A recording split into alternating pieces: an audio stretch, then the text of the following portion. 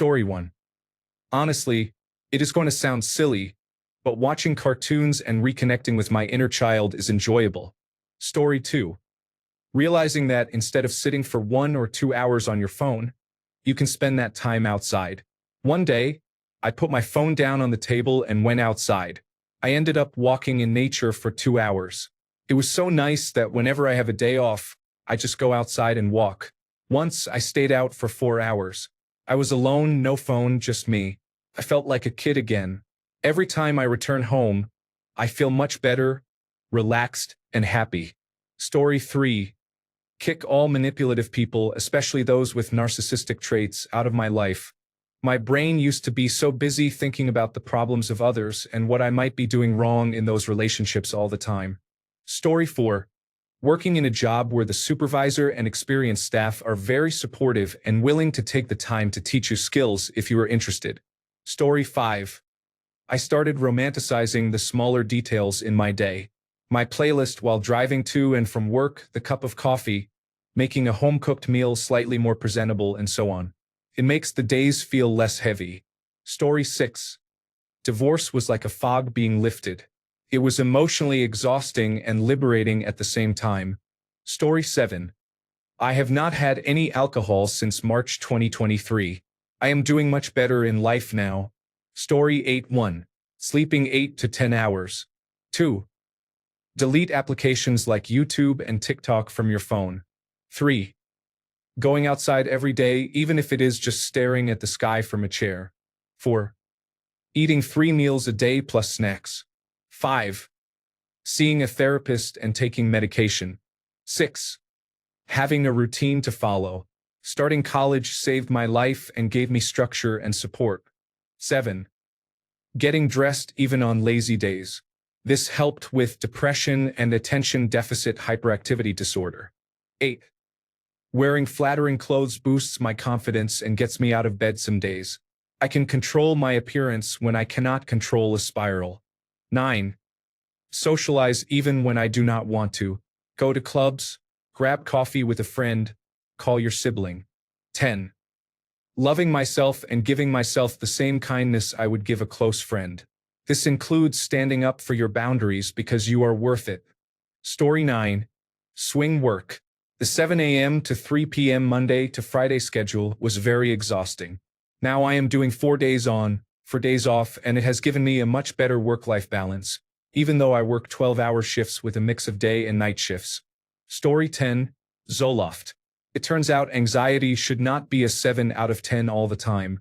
Story 11. Giving up on dating. Being happy with myself and not caring about what others think of my life or relationships is freeing. Story 12. Cutting back on social media helped a lot. Constantly comparing my life to everyone else's highlight reel was exhausting. Once I stopped scrolling endlessly, I realized how much better I felt when I focused on my life instead of everyone else's. Story 13. Cutting out my parents and then doing trauma work. I went from feeling suicidal to fully healed after decades of depression that started in childhood. Story 14. Meditation and regular exercise helped me through a difficult year. It took me 34 years, but I finally realized how much positive energy you can get from exercising, which is completely different from physical energy.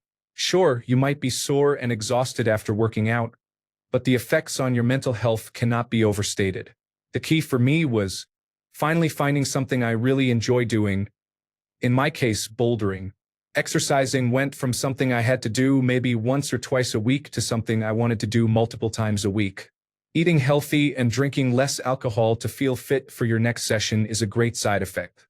Story 15.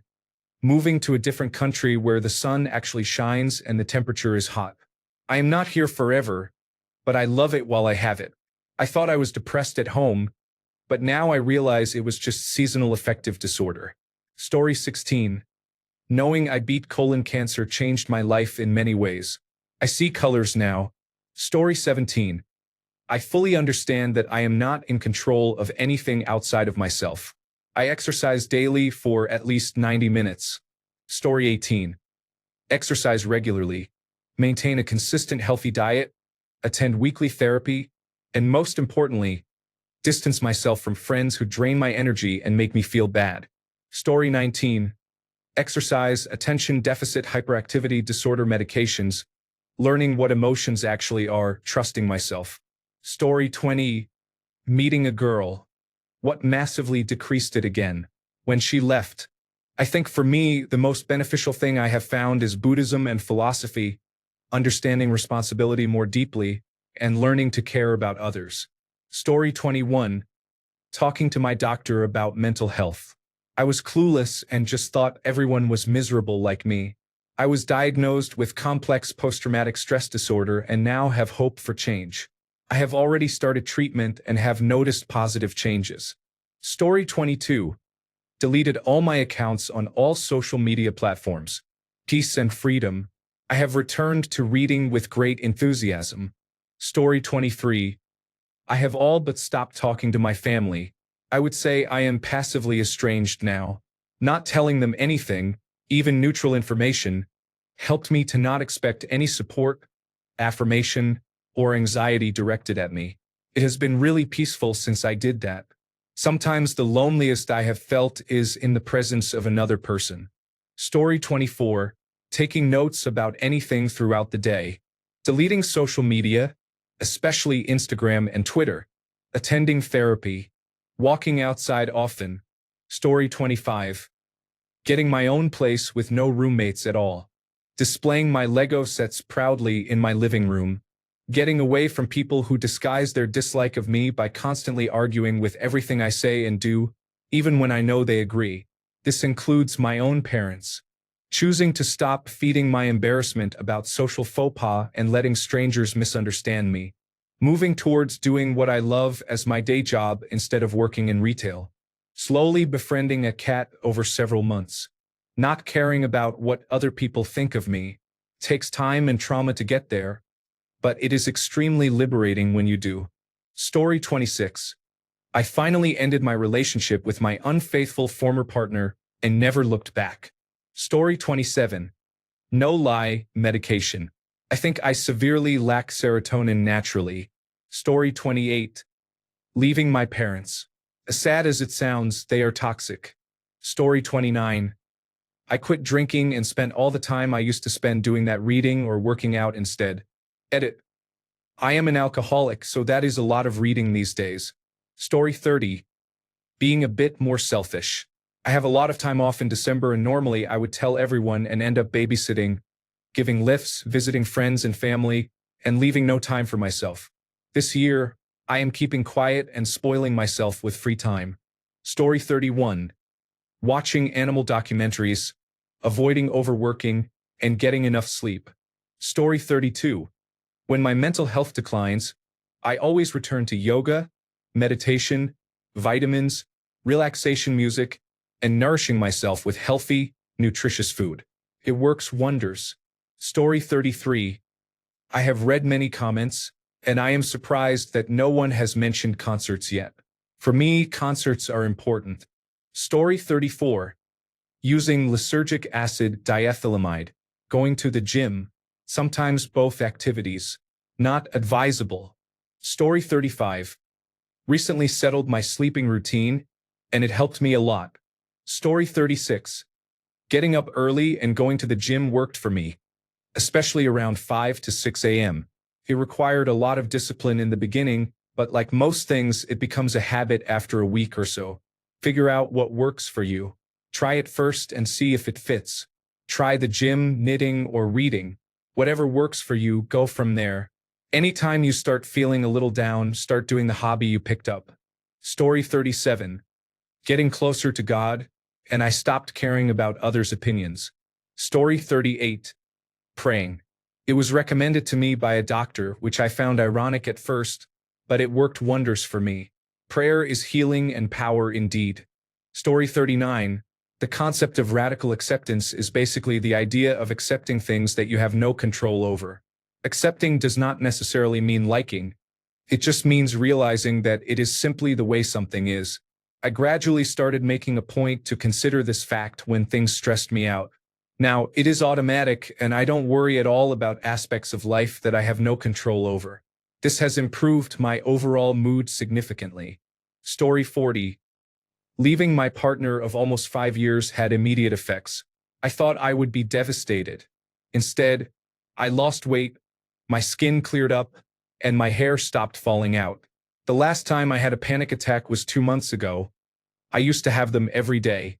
I barely cry anymore, whereas during the relationship that was also a daily occurrence. I highly recommend leaving an abusive relationship. Story 41. Working 4 days a week. I will die on the hill fighting for a 4-day workweek for all. Story 42. Meditation specifically started with the Waking Up application from Sam Harris. The practice has improved my mental health immensely. I recommend it every chance I get. Story 43. There are days that I am still struggling, but it is practicing slow living and stoicism. Oh, also decluttering. Story 44. Getting out of my toxic hometown, my undermining peer group, and my antagonistic family. In my case, it was starting university that saved me. If it had not been for university, I hate to think how I would have turned out. Story 45. Leaving my extremely toxic job. It turns out any ordinary job seems like heaven after enduring mental abuse in the workplace. Story 46. Waking up half an hour earlier in the morning and leaving for work early gives me time to do a small chore or two before work. Heat up leftovers for my thermos so my lunch is already warm and waiting for me. I have time to stop at the store to grab a few groceries or treat myself to a coffee. I am usually relaxing with tea in the break room waiting for my shift to begin when my coworkers arrive a minute before start and are frazzled. I do not miss being that person. Story 47. A continuous positive airway pressure machine. Sleep apnea meant I had not slept properly for a couple of years. Now I sleep well and feel great. Story 48. Weed. Not kidding.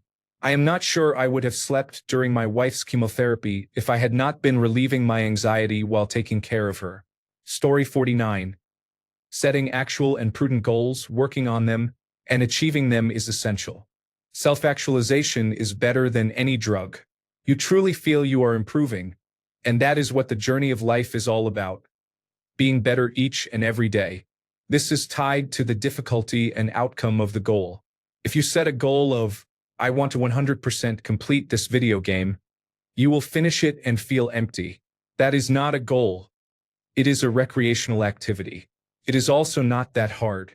Even the hardest games are played comfortably in a chair, couch, or bed while tapping buttons. On a controller or mouse and keyboard. Games are designed to be played and beaten. They are entertainment, not a real serious challenge or achievement. This statement comes from someone who enjoys gaming for rest and relaxation, not to disparage the hobby, but to highlight the difference between life goals and entertainment. When feeling down and out, it is often because of stagnation. Feeling like you have not improved or have even regressed leads to feeling lost and without purpose. Setting real goals gives life meaning and purpose. Achieving those goals brings immense feelings of self-actualization. You create a new reality where you are better and successful at something that otherwise would not have happened without choosing the goal and working hard to achieve it. This is evident in friends and individuals encountered. Those who struggle and beat themselves up often are people who are lost and not attempting to build a life. They flounder, waiting for life to give them something. That will not happen. Story 50. Ketamine forced me to deal with childhood trauma I had completely blocked out. My whole life, I had blamed myself for many things and carried that metaphorical weight, like Atlas. Ketamine changed that. Story 51. Serenity prayer. Letting go of things I cannot control was like dropping a bag of rocks I was carrying. Story 52. I have done exercise, meditation, followed a healthy diet, and got a dog. I still feel terrible and unmotivated, but I have a six-pack and a true friend. Story 53. I hit the lottery a while ago but still sank into a COVID funk. About a year ago, I started tipping extremely well, usually in the $100 to $500 range. Some people's stories hit home, so I began increasing their tips significantly. I left one waitress at Denny's $40,000. I dropped in one day, and she was clearly upset. I had to gently get her to open up about what was wrong. When you have a lot of money, you learn how to talk to people to get the truth out of them. I came back a couple of weeks later when she was working. because they had two waitresses on that shift. Getting in her zone wasn't hard. I had two bundles of $20,000 each, one for her and the other for someone else. She had been treated poorly by the back of house staff. I left the two bundles under my napkin and told her I had to go but left her a tip. As I was walking out the door, I saw her go to the table. By the time I got into my car, I saw her pull up the napkin and then almost collapse. She looked out the window and I gave her a nod. Charity in the right places can be very therapeutic. It has helped me find the good in humans, unfortunately sometimes by witnessing the bad. Story 54.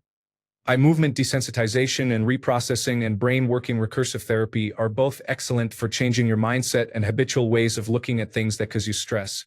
Story 55. Starting conversations I want to have instead of tolerating conversations that bore me. Turns out I actually like people. Story 56. Journaling is the ability to express feelings and have a place to reflect on memories, as well as to organize your thoughts. Story 57. Having cats. My inner monologue went from I am bad, people are bad, everything is bad to cat, cat, cat, cat, cat, cat, cat, cat, which is much more relaxing. Story 58. Stop reading the comments of some AskReddit posts related to depressing topics. Story 59. Doing whatever makes me happy without listening to my family, who at that time caused me mental issues during my first university year stress. Story 60. Ridiculously long walks with the most indulgent playlists ever. I don't care what people think about my taste in music anymore. I'll listen to whatever makes my imagination go wild while walking. It's almost like an automatic reset. Story 61. Deleting all social media. It has been years. I will never turn back. Story 62. I deleted Facebook and removed TikTok. I am a lot less sad. Story 63. The correct diagnosis is attention deficit hyperactivity disorder, not depression or anxiety. The latter are symptoms of the former. Story 64. Deleting Twitter. That app and everyone who is there should burn in hell. Story 65. My girlfriend told me to stop worrying so much about everything. I was feeling bad, and that caused me to do poorly at sixth form, which made me feel worse and worry about messing everything up. She said she doesn't care that I've made mistakes, but we'll figure it out at some point. I know you read my comments from time to time, and I love you for telling me that. I caused a lot of strain in almost every part of my life, and since then, at least my relationship has gotten a lot better. Story 66. Exercise, earlier bedtime, and eating right. Also, making time for small, enjoyable moments. Story 67. I stopped drinking alcohol. I stopped all carbohydrates and sugar. I began eating meat and eggs and drinking water only. I ride my bike 10 miles a day, and I do calisthenics. My depression and anxiety are gone. I no longer take antidepressants. I was suicidal 4 years ago with extreme anxiety. I had repeat visits to the psychiatric ward. The very things that we do not want to do are what actually work. Story 68. Playing Dark Souls. I went through a horrific traumatic experience and was suicidal. The game saved me. Story 69. Not giving a care, realizing things are what they are, no expectations, and the universe has a way of working itself out. Story 70. Cutting all contact with every unpleasant person in our lives. Brilliant. Story 71. Still a long process for me, but learning that thoughts are just thoughts. I have lived a pretty sheltered life and always wanted my thoughts to align with my values. I have spiraled many times, asking why can't I just think the way I want? For months or years in silence, and I am just now learning all of this. I thought intrusive thoughts made me weird and an anxious mess with a sick brain. Now, I understand everyone has these thoughts. They just do not go away the same way for me. Story 72. Being properly medicated. I am on an antipsychotic, an antidepressant, a mood stabilizer, and an antihistamine. The antihistamine is used off-label. Story 73. A small sketchbook, either my thoughts, ideas, or memories, or even just silly jokes or conversations I have had. Keeps my memory sharp as well. My sketchbooks allow me to be free of judgment. Story 74. Keeping a spreadsheet where I write down anything that brings me joy that day really helps when I start catastrophizing about how nothing ever goes right. Story 75. Quit my job of 13 years, moved houses, ended my relationship of 8 years, stopped using drugs, and ended some friendships. Some were hard, some were not, all were freeing. I am still imperfect, but things are better. Story 76. Watching videos of Sean Locke on YouTube really helped me. A comedy legend taken from us too soon. Thank you, Sean. Rest in peace. Story 77. Ketamine is a game changer for me. I have really softened up, and I am not nearly as angry now. Story 78. Deleting social media from my phone. Gratitude journal. Story 79. Going to the gym is more about the community aspect. The workouts are great, but working with the trainers and becoming good friends with one made me feel human again. Story 80. I moved to a rural area and have my own apple orchard, blueberry patch, and streams. Not being around people constantly has helped my mental health. Thanks a bunch for sticking around till the end of the video. Remember to subscribe, and until next time, stay awesome and goodbye.